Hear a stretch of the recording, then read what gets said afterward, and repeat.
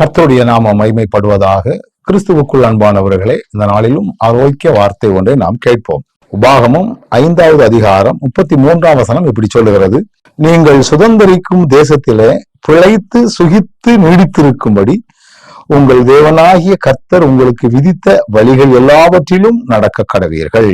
ஆண்டவர் நமக்கு பிழைத்து சுகித்து நீடித்திருக்கும் வாழ்வு வைத்திருக்கிறார். அழகாக அந்த வசனம் சொல்லுகிறது பாருங்கள். பிழைக்கவும் செய்வோம், சுகிக்கவும் செய்வோம், நீடித்து இருப்போம். இது ஆண்டவர் நமக்கு கொடுக்கிற ஒரு பெரிய ஆசீர்வாதமான ஒரு காரியம்.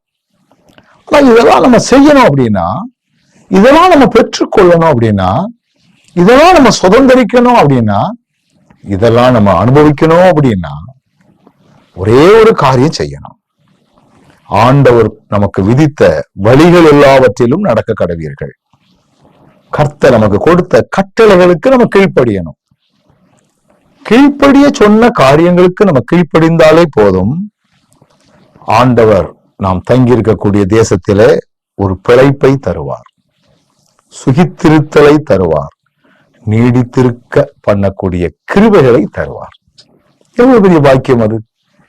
இது யாருக்கு உண்டு? அவருடைய வார்த்தைகளுக்கு கீழ்ப்படிந்து நடக்கக்கூடிய அனைவருக்கும் அது உண்டு என்பதை நாம் இங்கே அறிந்து கொள்ள முடியும். நம் பாக்கியவான்கள். ஒரு சின்ன காரியம் செஞ்சா போதும்.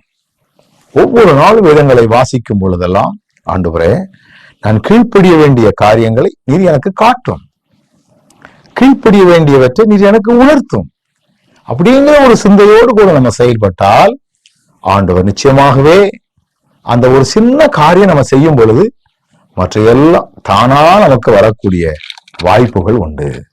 கண்களை மூடுவோமா?